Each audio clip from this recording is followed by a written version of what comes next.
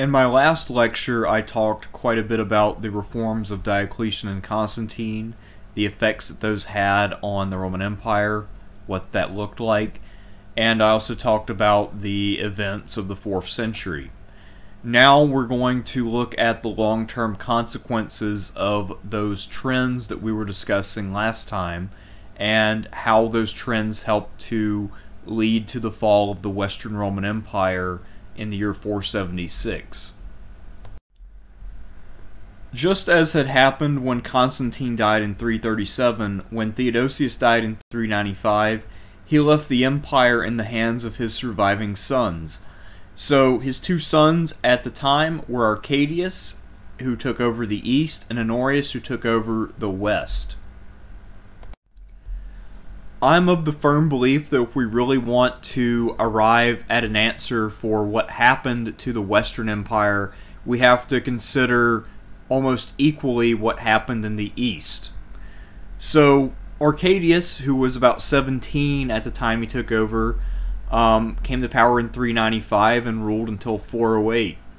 He was very sickly, and he never seems to have enjoyed decent health for the entirety of his reign, which lasted approximately 13 years.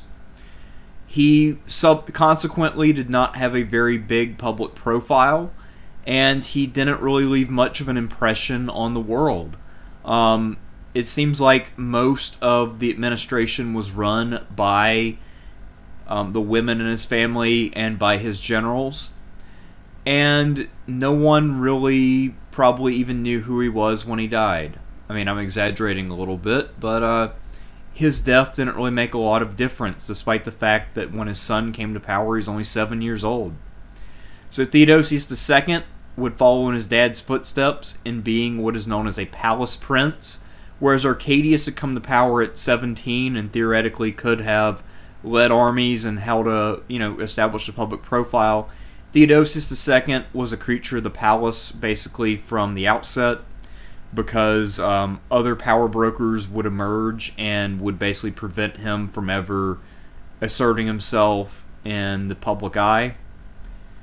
But that doesn't mean that his reign was not without accomplishments. And we'll talk about the main things holding him back later, but for now let's focus on some of the positive things that were achieved by Theodosius II and the people in his administration.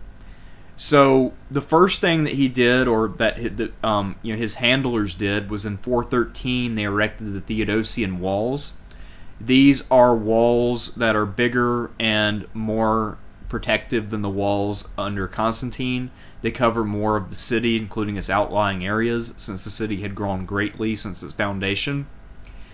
And these are the great walls of Constantinople that would hold out against barbarian foes for most of the Middle Ages and be that kind of really what am I looking for? Like the really iconic walls of Constantinople. These are the ones that are being built now under Theodosius.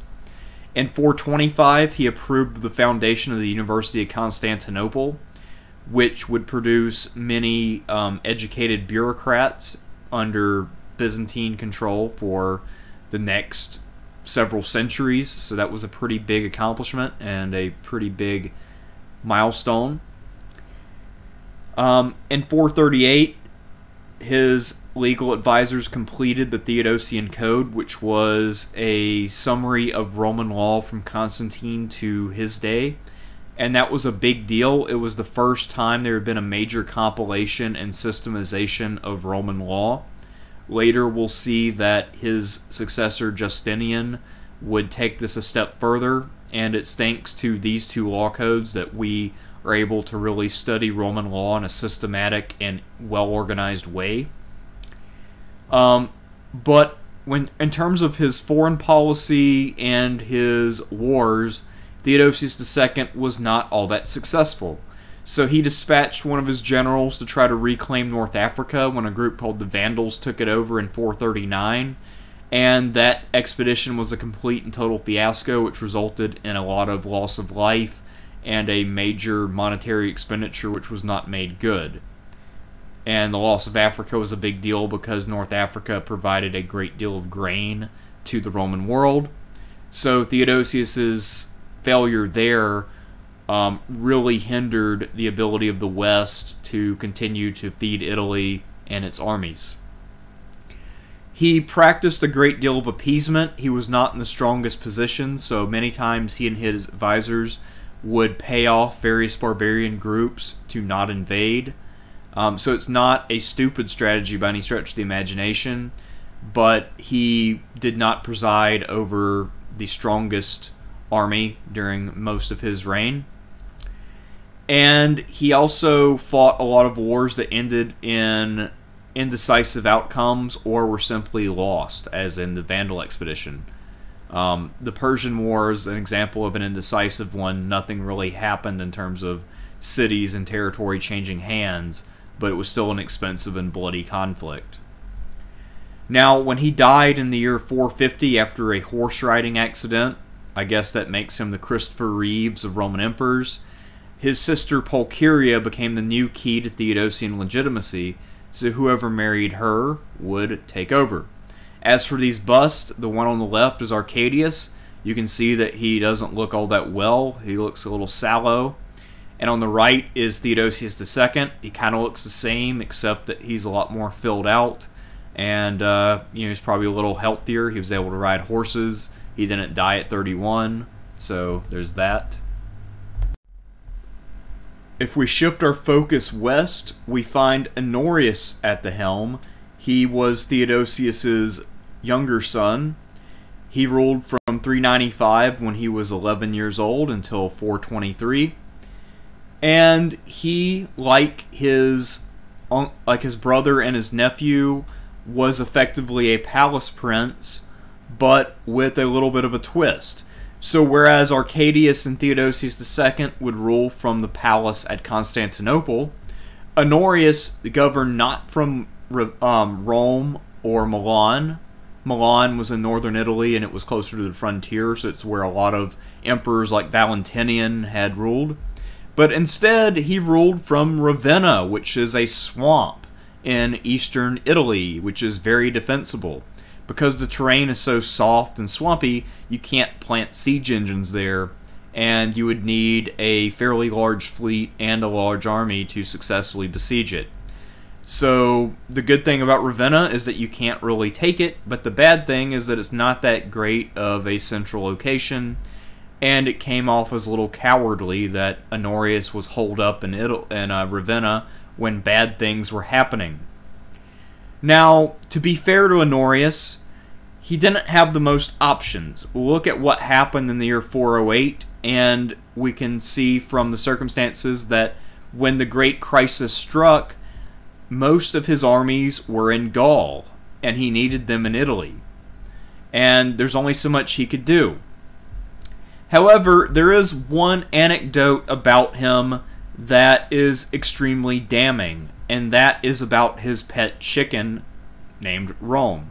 So in 408, as we'll see, the Visigoths sacked the city of Rome, and someone came to him to announce the news, and they said, "My emperor, Rome has fallen."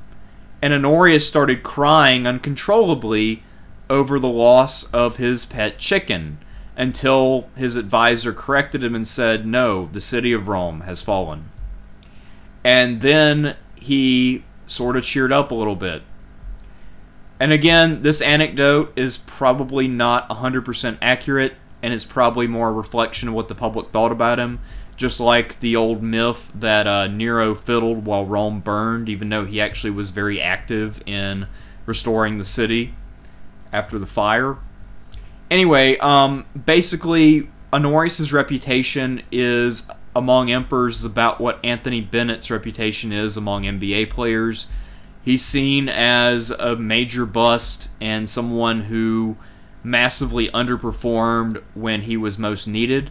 I've made, or actually I'm going to make very soon, a supplemental video for this week on Honorius and sort of analyzing his performance, and I'm going to sort of give a more positive spin on his story in that video. So if you're interested in Honorius and his chicken, then I suggest you check out that video when I release it over the next couple days.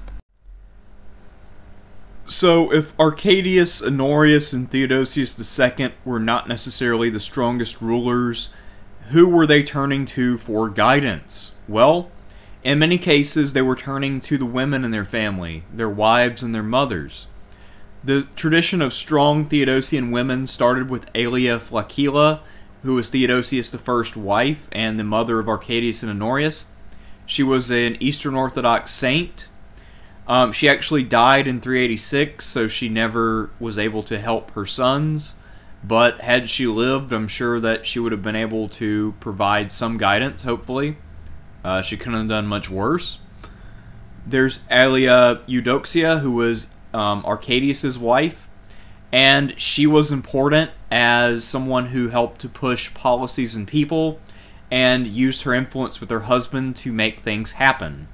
Obviously, Arcadius being sick wasn't able to mingle as much, so his wife kind of did it for him.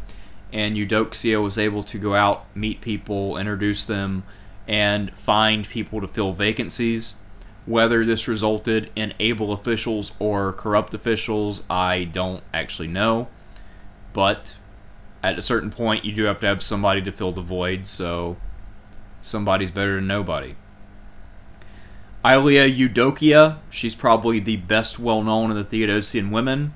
She was the wife of Theodosius II, and she converted to Christianity so she could marry Theodosius II. Her father was an Athenian philosopher, which is code for still pagan.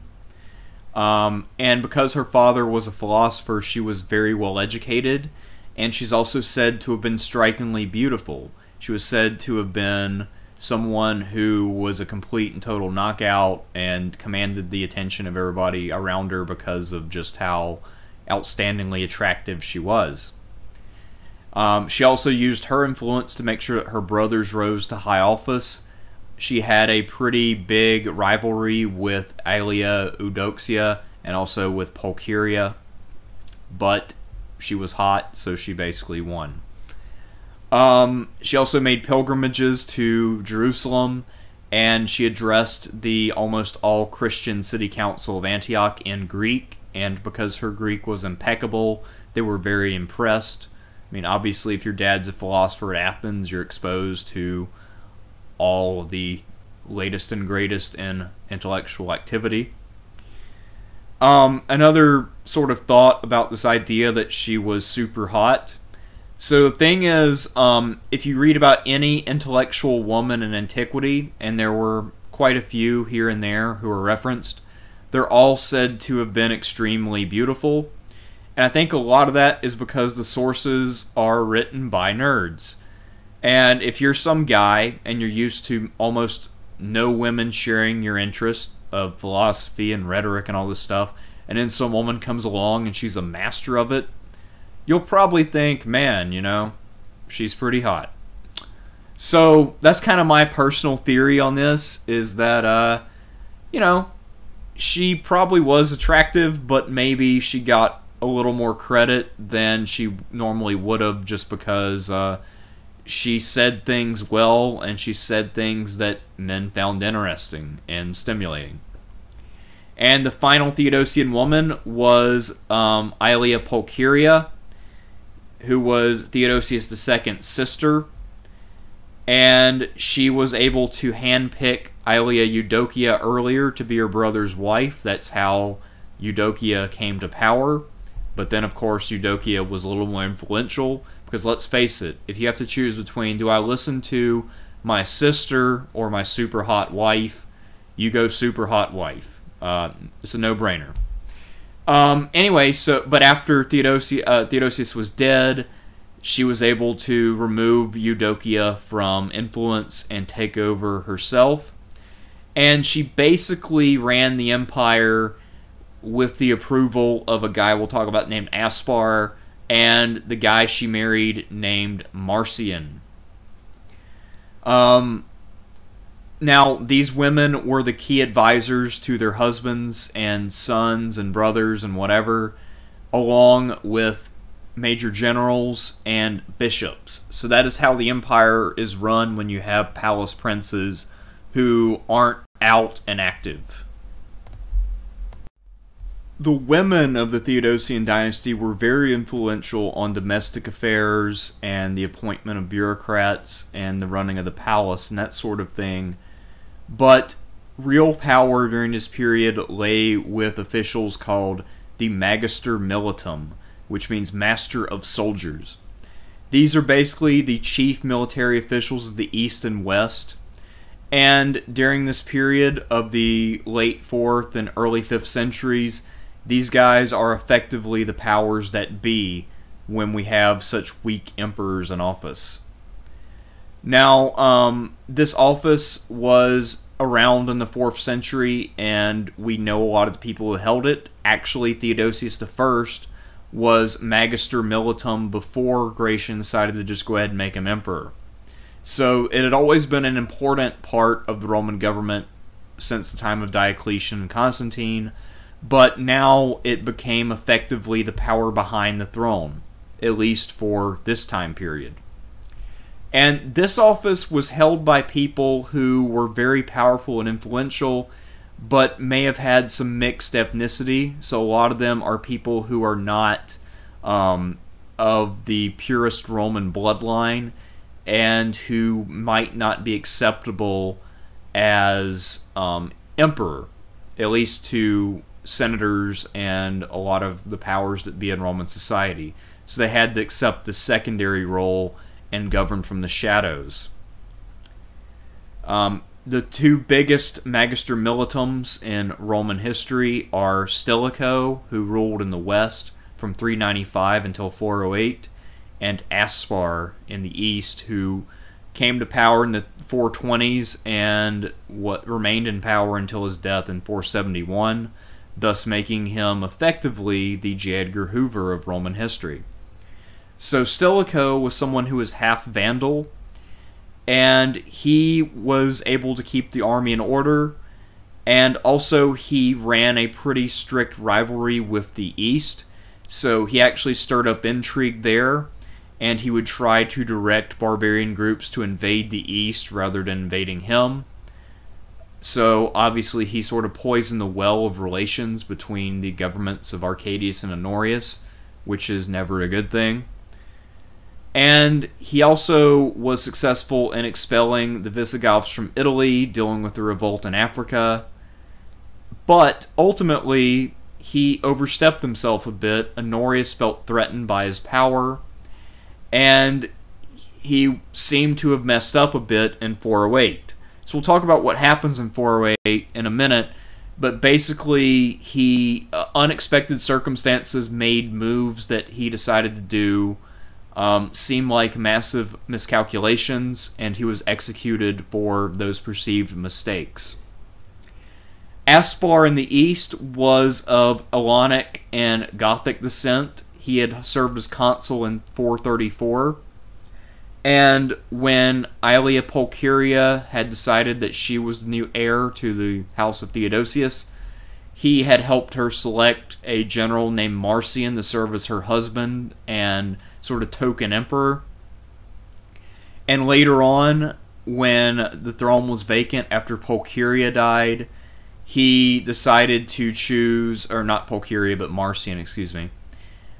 It was Aspar who chose to elevate the junior Leo I, who was a junior general, as emperor in the year 457.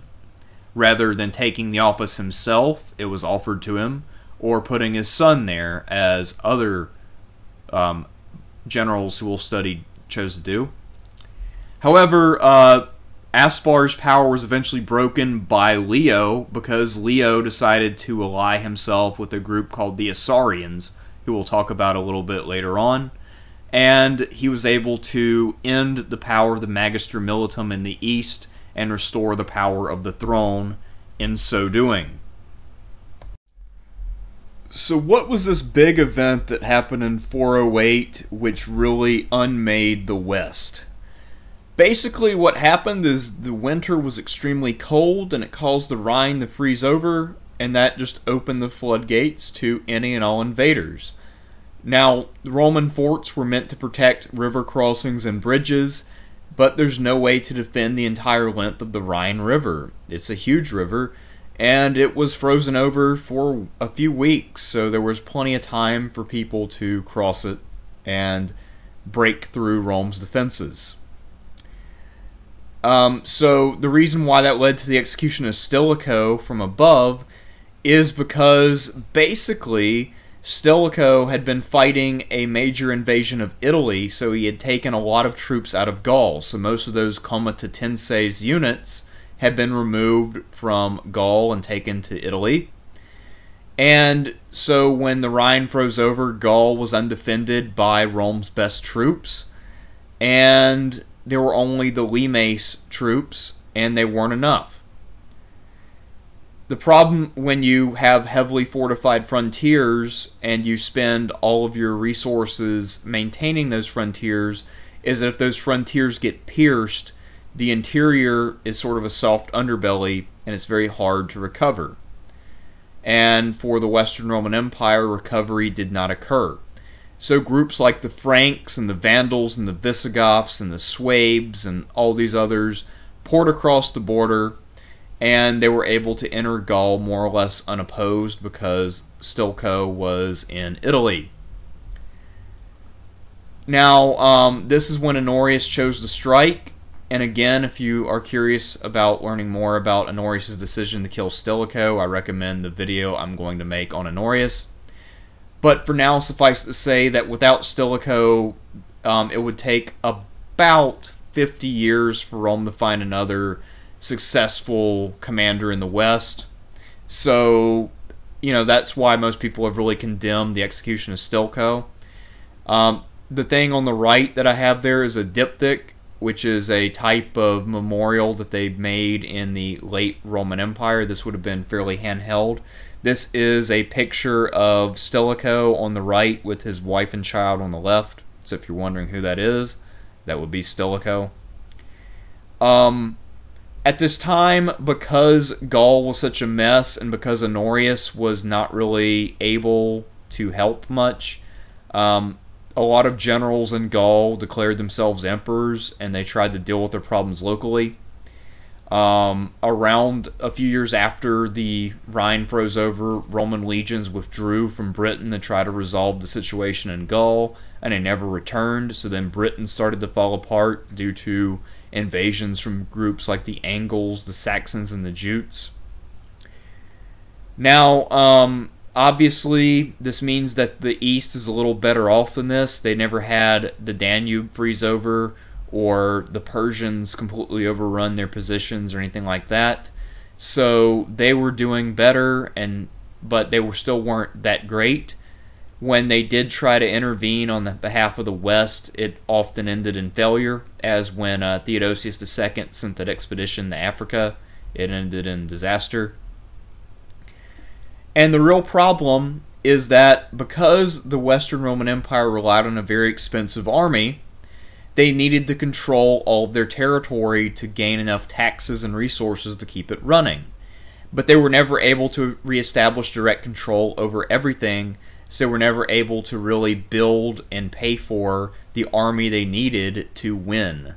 So it sort of became a cycle, a vicious cycle. And we also see that as different groups take over parts of Rome, a lot of times they do so as vassals of the Roman emperors. And some of them are actually appointed as generals and guardians of areas to keep out other barbarians who are still on the other side of the frontier. Many of these supposed barbarian kings also hold the office of general. It's really complex and it's hard to explain, but I'll attempt it a little later on.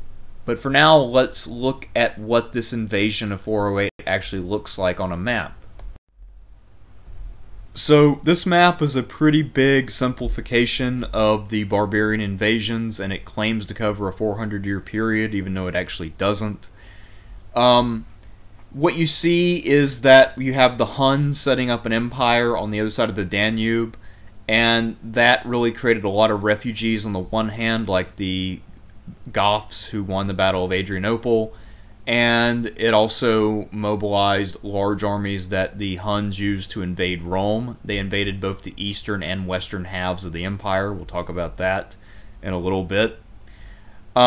We also see that different groups invaded Roman territory. So we see the Vandals started out all the way in the east. They invaded through Gaul. They settled in Spain for a while. And then as the Visigoths started arriving in Spain, the Vandals decided to leave and go to Carthage. And once they got to Carthage, they built up a navy. And they began to do some raiding. We'll talk about the most famous of those raids a little later on. We see the Visigoths and Ostrogoths are on the map. So there was originally just one group of Goths, and they split off into the Ostrogoths, who mostly fought in the east, and the Visigoths, who mostly went west. And in the end, we'll see that the Visigoths settled in Spain and initiated what we know as the Visigothic period of Spanish history.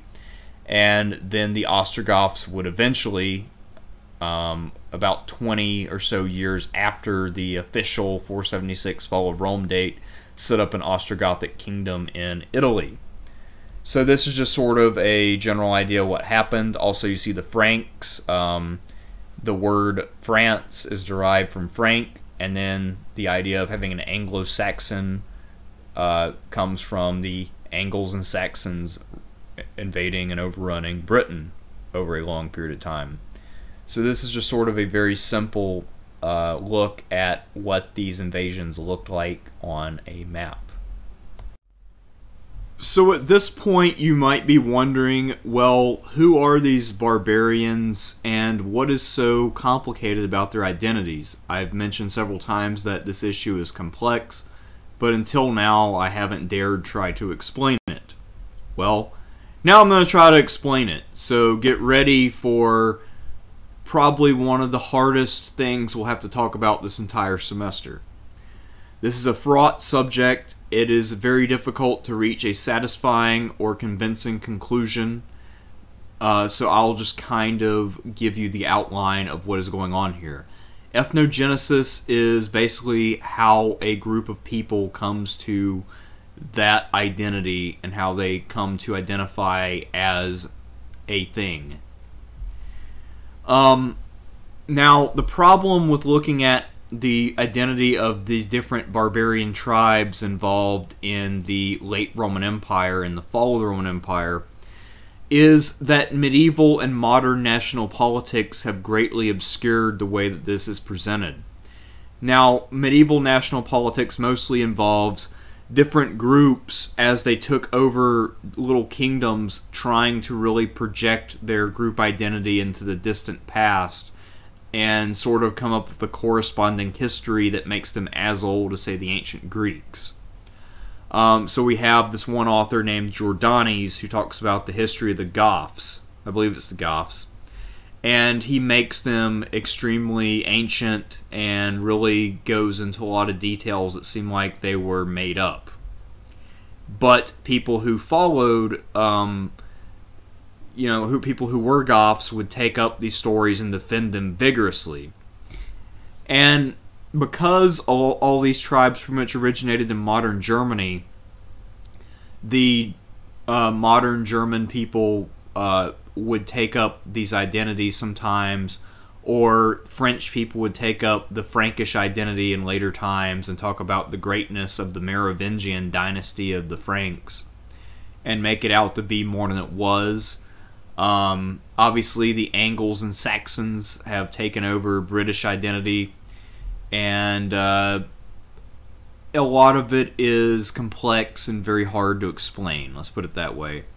Racism plays a role. Yeah, again, it's a fraught subject. So I don't want to talk too much about it. Anyway, so what was the reality? Well, there probably were culturally independent identity groups at work. So we can tell from archaeology that there are some differences among different groups of barbarians, and linguistically it seems like they probably also had some differences in their vocabulary and whatever. However, the problem with that interpretation is that it's based on limited archaeology. Obviously, archaeology only uncovers a part of people's culture. So it'd be like trying to determine the difference between people who live in Ohio and people who live in Florida based on chance finds in the ground that they happen to leave. You come up with what look like some pretty minor differences, but which might have been big enough to keep them divided in real life. So here's another complication though. Kings were basically leaders, and a lot of times their followers were not of the group that the king was from. So, for instance, when the Vandals invaded North Africa, they had so many people with them who identified as Alans that the title of the Visigothic king became the king of the Visigoths and Alans. Odoacer, we'll talk about him, or actually I'm going to have a special on him, another supplemental video. He was the king of Italy after the fall of the West. But his followers were from all kinds of little obscure tribes. They weren't from his native tribe, the Sciri. They were from all kinds of different tribes. Alaric, who invaded Italy, he might not have, all his followers probably weren't Visigoths. So it's fairly complicated, and one group that seems to be a little bit of everywhere without having any leaders of their own are the Alans. So, and even when you have a great leader emerge, like Alaric for the Visigoths, we still know of other groups of Visigoths who are out doing their own thing or following some other king of the Ostrogoths or the Vandals or whoever. So these are not very coherent groups to the extent that they do exist. And further, as I alluded to, I think in the last lecture, this line between Roman and barbarian has become very blurry by this period, especially for members of the upper class. I mentioned just not long ago about Stilicho. He was considered to be sort of a barbarian by Honorius and his court, but Stilicho represented himself as a thoroughgoing Roman in his diptych. That was a very Roman presentation. But in Honorius' eyes, he was more Vandal than Roman. The guy to your left is Theodoric the Great, the guy who founded the Ostrogothic kingdom in Italy. In this picture, he's dressed the same way that emperors of the time would dress, or high court officials. This is not some sort of barbarian dress. This is something which is very Roman. And for a lot of these leaders who the men were following around, they were partly tribal kings, but many of them also had the title of Roman general. And it's possible that someone like Alaric didn't see himself as a Visigothic king demanding that Rome give him money. He might have also seen himself as a Roman general who wanted to get his men paid and fed. So the situation here is very complicated, and I just want you to be aware of that complexity. I don't necessarily expect you to form a full mastery of it. Scholars of this subject have not managed to do so, so I do not expect you to have a complete and thorough understanding. I just want you to be aware of the issues and not oversimplify what is going on in this period. As we discussed earlier, when Rome fell, it was a reference to the city of Rome itself and not to Honorius' favorite pet chicken. Now, what had happened is, as we saw on the map before, the Goths had divided into two groups at some point for reasons unknown, the Visigoths and the Ostrogoths. And the Visigoths had gone west into Italy to take advantage of the chaos. Now, from 408 to 410, Alaric had been invading Italy, and I think he had laid siege to Rome twice before, but had been unsuccessful. And he had been trying to force Honorius to give up some things to him. So Alaric actually defeated a Roman army in 410 and began his third siege.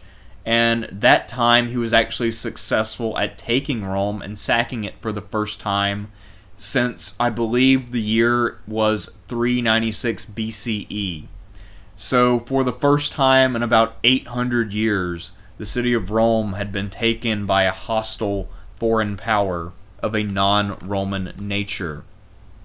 Now, before that, Alaric had already sacked the city of Athens. He had run wild in Greece before going west. And after his sacking of Athens and, general pillaging of the east, he had actually served as a Roman general. So if you can't beat him, pay him a bunch of money and hope he fights for you. Now, when Alaric had taken Rome, basically what happened is that it was a negotiated surrender. It wasn't a complete and total murder and rape fest as it usually is when a city falls to siege. We'll talk about the nature of medieval warfare later on in the class. But suffice it to say that most warfare is very brutal and doesn't have a lot of, say, rules or safety precautions. But in this case, it seems like it was a fairly amicable sack of a city. Alaric had a set number of days to go in and take stuff, and I think part of the agreement was that he would not harm civilians and other people who got in the way, or who were just there, rather. So that was a pretty big event, and this sack of Rome symbolically was something which really created a lot of pessimism. Augustine, the famous Christian saint, a lot of the pessimism about Rome in his work, The City of God, comes in the wake of the sack of Rome, the supposed eternal city. And that wasn't the worst sack of Rome, though. So a little later, we've already talked about how the Vandals moved from Spain to North Africa, set up shop there, and began to raid things with their new navy. Well, they arrived at Rome in the year 455, when Rome was actually quite a bit weaker than it had been in 410. And they took the city by force and did a major sack, which was quite a bit more brutal than the one under Alaric. And because of this action, that's how the name Vandal came to mean what vandalism implies in modern English. So that was another major event which has an impact on your life today. Maybe, assuming you vandalized things as a teenager. If not, then I guess not. Up to this point, we've mostly just talked about groups who have fled from the Huns, but we haven't really talked about the Huns themselves, even though they were the most powerful barbarian group during this period. Basically, the Huns are a non-Germanic group which settled north of the Eastern Roman Empire in what is today called the Hungarian Plain. The Huns have nomadic origins. They probably came from somewhere in southern Russia, or what we would call southern Russia. And they were specialists in mounted archery. So the sort of prototypical Hunnic warrior used a composite bow and would ride on horseback, similar to kind of what the Mongols would do later. Now, there also is a group called the White Huns, who we'll encounter later in this course, also known as the Hephthalites. Despite some superficial similarities between the two groups and the connection drawn by the historian Procopius, they're probably not actually the same. But for now, let's look at the impact that the Huns had under their greatest leader, Khal Drogo. Just kidding, it's not Khal Drogo, it's Attila, and his name's even on this coin. If you've ever heard of the Huns, then the one guy you already know is Attila the Hun. He ruled from 434 until 453, and he presided over what was known as the Hunnic Empire, which is outlined approximately as it existed during his lifetime on this map. Now, basically Attila was a second son. He was not someone who was originally intended to rule the empire, but his brother died and he took over. So, while we call it the Hunnic Empire, the truth, just like with most of the other barbarian kings we talked about during this period, is that Attila had a core of Huns around him, and then they controlled other people like Goths and, you name it, and he had a large collection of different groups under his command. and he would use them and invade Roman territory as well as Persia. So early in his career, he mostly focused on fighting Persia and fighting the Eastern Roman Empire.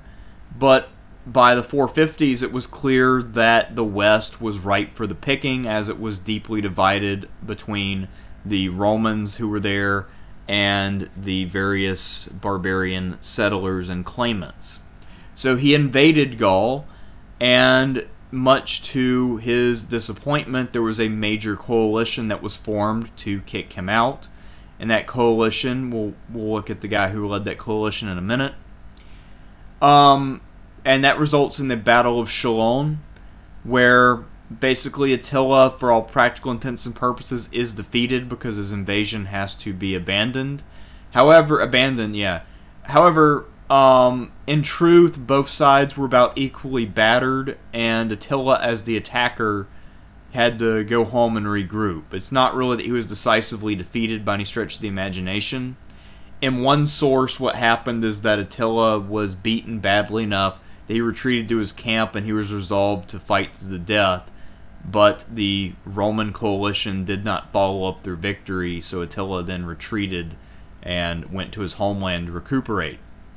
In 452, we can tell that the Battle of Chalon was not decisive in breaking the power of Attila's empire, because he launched retaliatory raids in Italy. And then in 453, Attila was getting married to yet another bride, and he ended up dying of what appears to be something like a cerebral hemorrhage or something of that nature. Maybe he just drank too much, I don't know, maybe he was poisoned.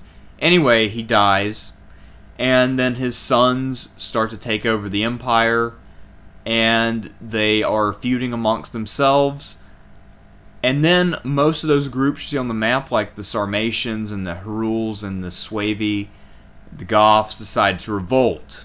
They are sick of Hunnic rule, and this results in the Battle of Nedao. And in that battle, the subjects of the Huns are able to defeat their overlords, and the Hunnic Empire crumbles. Now, some of Attila's sons remain somewhat prominent for a little while, but they have nothing like an empire. And the Hunnic identity begins to really fade surprisingly quickly.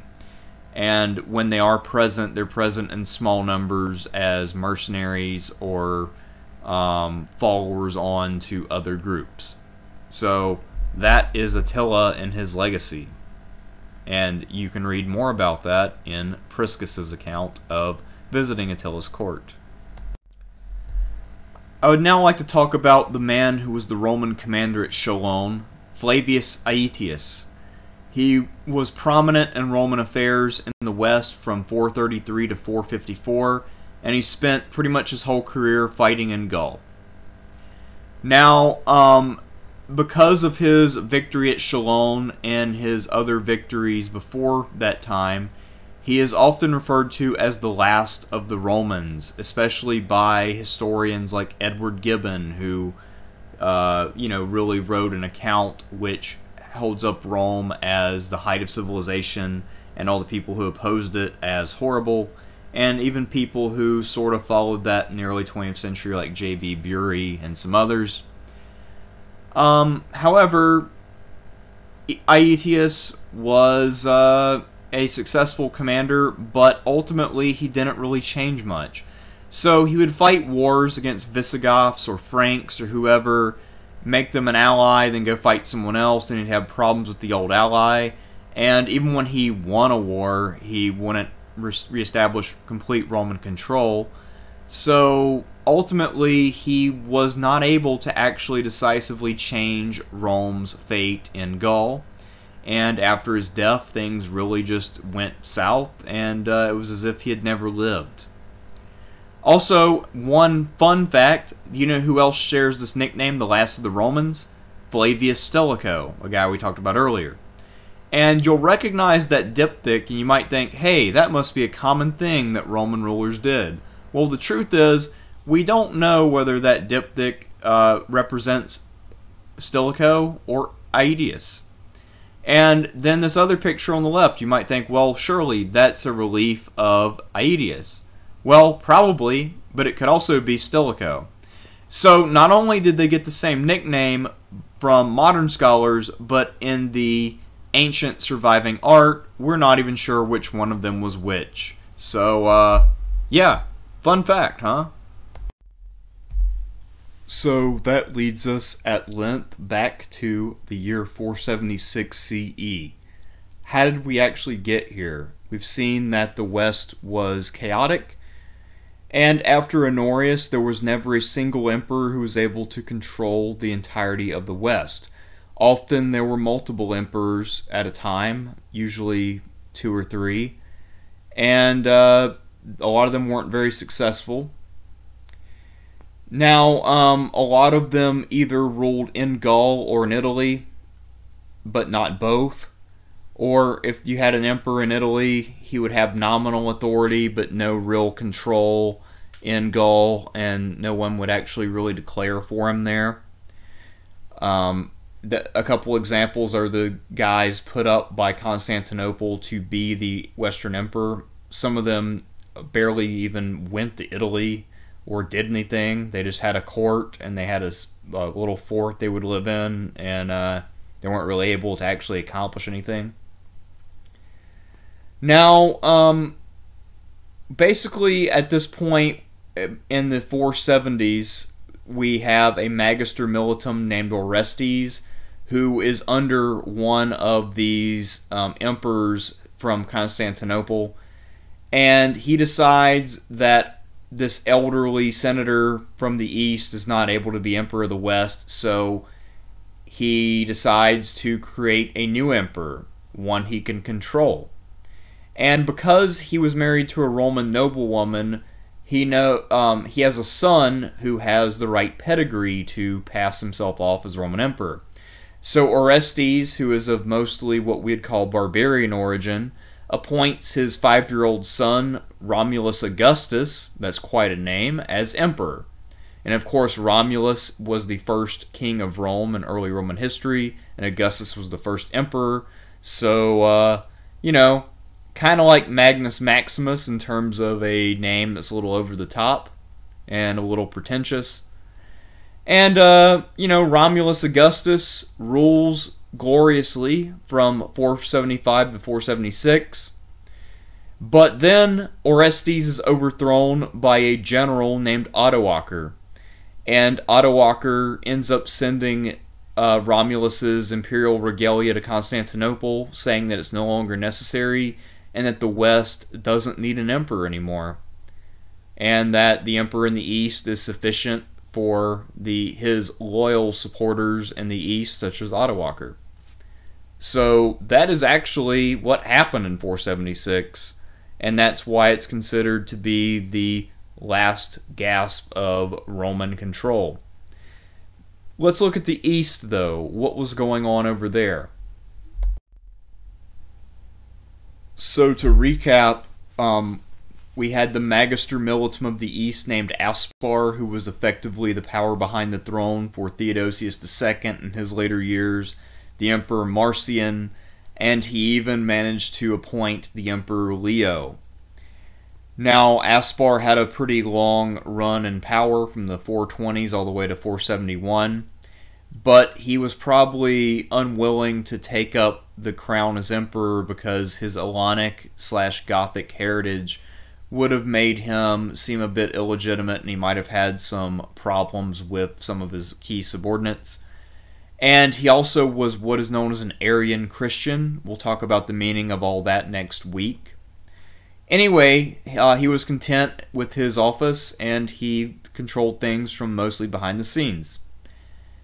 In 457, he made what ended up being a fatal mistake when he did turn down the throne, and rather than appointing his son like Orestes did with Romulus Augustus, he chose an obscure low-level general named Leo, and he thought Leo was just some kind of dumb guy who will do what I want him to do. However, Leo was a lot more clever than Aspar realized, and he married his daughter to an Isaurian chief named Tarasicadissa. I just like saying that name. And this gave him an independent power base that did not rely on Aspar or the Eastern Army. And in 471, Aspar and his son tried to launch a coup against Leo, but Leo found out about it and had Aspar and his family executed. And then this is what reestablishes the control of the Eastern government over the Magister Militum. And this is why the East manages to get back on track and survive. So when Leo I died in 474, he left the empire in the hands of his grandson named Zeno, but that young child died, so then his father, also named Zeno now, took over. This Zeno was the same guy as the Isaurian chief Tarasicadissa, but he took the name Zeno when he joined the imperial family. And he ruled from 474 to 491 with one brief interruption in 475 or 476 when someone launched a palace coup and took the city of Constantinople. That guy's name was Basiliscus. He was a crazy person who thought he was the reincarnation of Achilles, and he apparently dressed up like Achilles and paraded through the palace while his advisors tried to fight Zeno. Zeno came back and won. Anyway, the Isaurian mountain people, we alluded to them earlier, they were actually a group that had lived under Roman rule for centuries but had never actually been Romanized or assimilated. And now they came out of the mountains and more or less became a major player in Roman affairs. Because of this status and this sort of outsider status, this kind of redneck status, I guess you could put it, since they held little mountain fortresses and they had weird customs, Zeno was never really accepted by the elites, and that's why some of them were willing to back the crazy Basiliscus and some other people against him. And not only that, but not only did he have to deal with these domestic revolts, but there were also some major religious controversies that we'll come back to next week, which broke out in his reign. And the Balkans were a mess. Now, Zeno didn't have to face the kind of problems that some of the Western emperors faced, and he had some resources on his side, but he did have some major threats. Theodoric the Ostrogoth, who we saw earlier, was ravaging the Balkans, so Zeno tried to play up another Ostrogoth against him and divide them. And later on, he eventually gets rid of Theodoric for good when he offers him control of Italy and tells him that he can overthrow Odoacer there and take over. And by the way, while we're talking about Odoacer, if you want to learn more, I'm also going to make another supplemental video, so 3 total supplemental videos this week, and one of them will cover Odoacer, who I find to be fascinating. Anyway, back to this.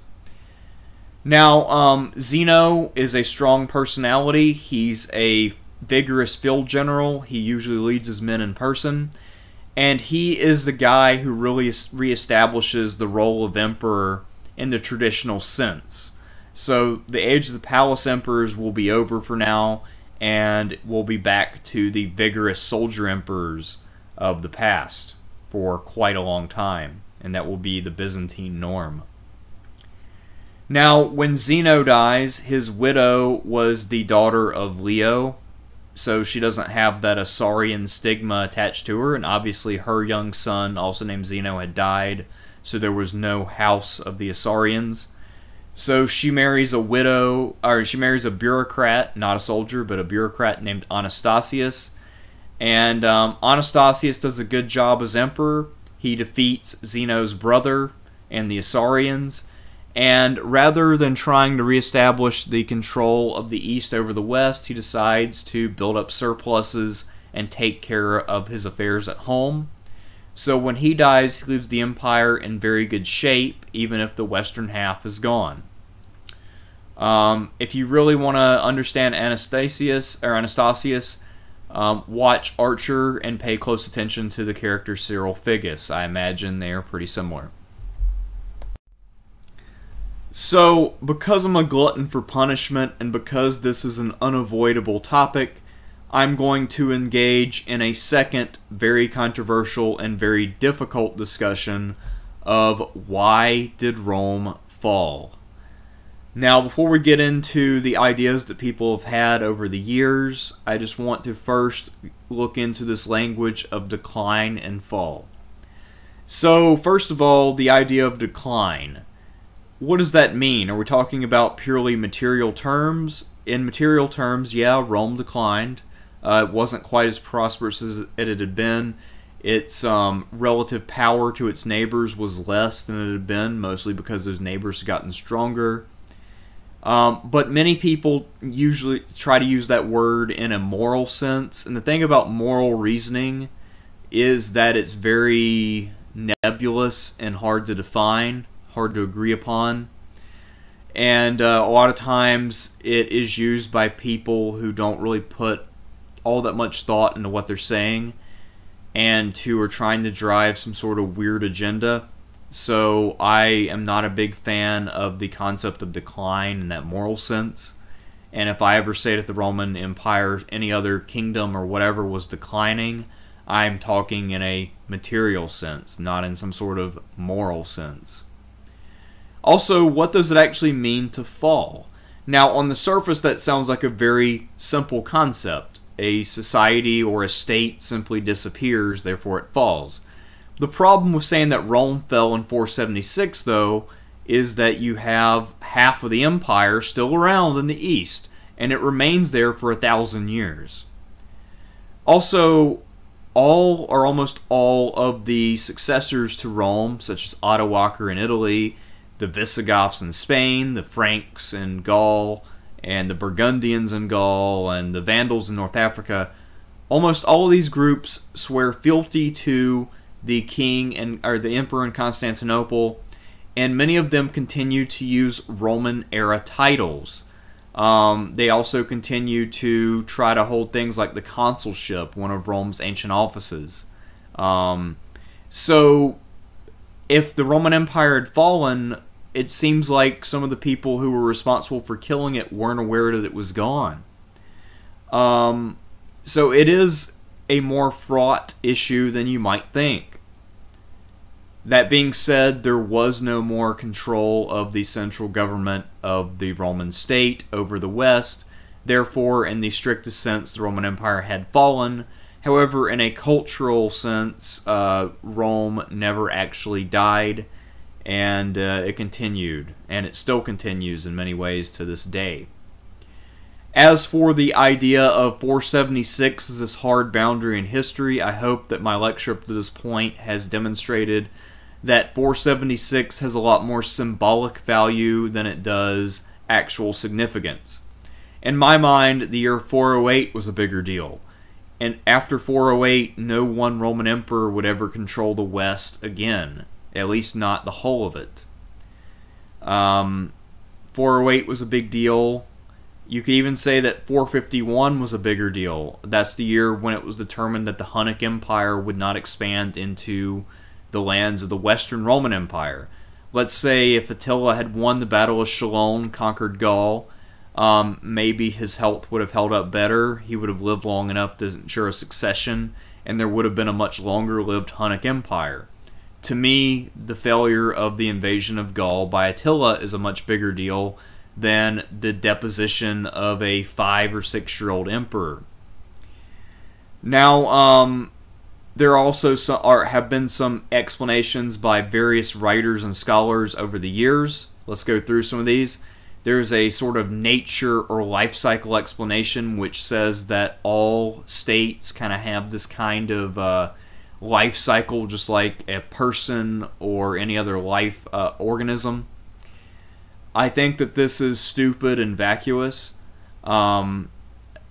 States revive themselves through the people who run them, and you'll never run out of people so long as reproduction is possible. So this idea that states have a natural cycle is a little ridiculous, and it's based simply on the observation that no state has ever lasted forever. However, that doesn't actually mean that it couldn't, it just means that it hasn't, and there's a fairly big difference there if you'll approach that logically. There's the big government explanation, which I hope that I've easily refuted earlier. when I talked about the expansion of the Roman bureaucracy and how it still wasn't all that big of a government, all things considered. The Roman economy was not stifled by the enlarged bureaucracy, and even what we'd call the bloated military budget did not necessarily destroy the ability of Rome to produce goods and function economically. There's also a lead poisoning explanation which became very common in the 1970s, which said that all of the pipes in Western Rome were dirty and poorly maintained, and that the mental function and stability of people living there was lessened by lead-tainted water. This is moronic, and the reason why that is because not all of the pipes would have been like this at once. Obviously, different aqueducts led to different sources of water. They were all built and maintained on different schedules.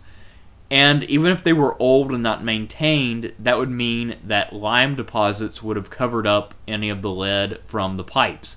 So your time for danger for lead poisoning would be when the pipes were new or repaired. So if they're getting repaired less often, and these are old aqueducts, your danger of lead poisoning is not very high at all.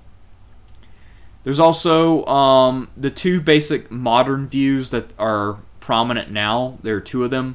One is the transformation view, and I'm fairly sympathetic to this view. It's basically the view that as these Roman general / barbarian kings took over areas, that there was a slow process whereby the Roman identity of a place began to fade and give way to a particular barbarian identity. And that this was a slow process and not something that happened overnight, not something that people tried to accomplish consciously. I think that's probably the best explanation. However, there's also the more traditional military overthrow view, and in this view, it's simply the case that there was a well-defined Roman Empire with a well-defined Roman army. Maybe they put a little bit more nuance into it than that, where they say, you know, there was some blurring of the lines, but you know, there was basically a clearly discernible thing called Rome, and then a clearly discernible other, and that this clearly discernible other completely overthrew Rome, and that was that. Now, I'd like to make a couple suggestions as well, just sort of some food for thought if you're interested in this topic of why Rome fell. I like to look at contemporary China. So we began this week's lecture by, last week's lecture we ended by talking about the 3rd century crisis.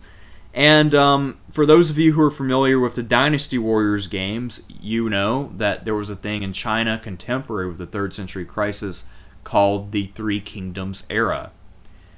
And what strikes me is that these two things happened at the same time, where there was a series of power struggles within the state, and it divided, and people fought for control. Now, in both cases, you have some political flaws at hand. Both areas had some unresolved political issues. However, it's odd that it would happen in two very different places at the same time. And one of the things I'd like to suggest is that part of the reason why Rome fell is because the climate was changing. Things were getting a little colder, harvests were less, and especially for areas further north, conditions got worse. And that might explain why there were so many migrations from deeper into Europe and Western Asia into areas closer to Rome. Also, the pressure from the Picts in Scotland increased at this time. That's a pretty northerly area. So that was something that I would think about more, and I would like to see more research done on that. I think that might be the next sort of breakthrough in this field. Do I have any other thoughts right now on what caused the fall of the Roman Empire? Maybe also the failure of the state to really adapt itself to the needs of the times. Earlier I talked about the problems of running a frontier defense system. When you're really focused heavily on holding the borders and The center of your economy is now on these borders because you've, really taken the whole state and made it an instrument for maintaining these borders. Those borders get pierced, and you lose those areas beyond your border that you use for revenue. Then it's going to be very hard to recover. You don't have a lot of flexibility at that point. You're already running at a fairly inefficient pace, and you're relying on a heavy and steady influx of resources to keep it going. So I feel like the Roman reliance on fortified borders was actually part of their undoing, and that if they had more flexible borders with parts of their armies stationed much further inland in the event of an invasion or penetration, that they would have been a lot better off in the long run. There's also that nagging issue of legitimacy. Rome never really resolved who should be emperor and why. What made them fit to be emperor? The Romans never quite got around to solving that issue. I don't think any society's ever truly resolved that issue satisfactorily until the modern period. But anyway, had they found a way to do that, then I think history would have been very different. So those are my thoughts on why Rome fell, and also the thoughts of previous scholars. I think that's about enough on that topic. So, Rome, or at least the Western Roman Empire, is dead. Where does that leave us? Well, next week we'll find out. Actually, we'll not quite find out next week. We'll find out the week after next, because next week we're talking about Christianity and religion as it developed in the late Roman Empire and very early Middle Ages. As I've alluded to many times in the course of the last 2 lectures, I'm going to make 3 short supplemental lectures for this week on Eugenius and his pagan revival, supposedly. He was the usurper Theodosius defeated the last time to reunify the empire. I'm going to make one on Honorius' strategy that will also be fairly brief. And I'm going to make a video on Odoacer, that first king of Italy, the guy who overthrew the glorious, mighty 5-year-old emperor Romulus Augustus. So stay tuned for all of that. I'll probably have that up in the next day or 2. Those videos will not take nearly as long to make, and the processing time should be significantly shorter than these absolute monstrosities that I'm making right now.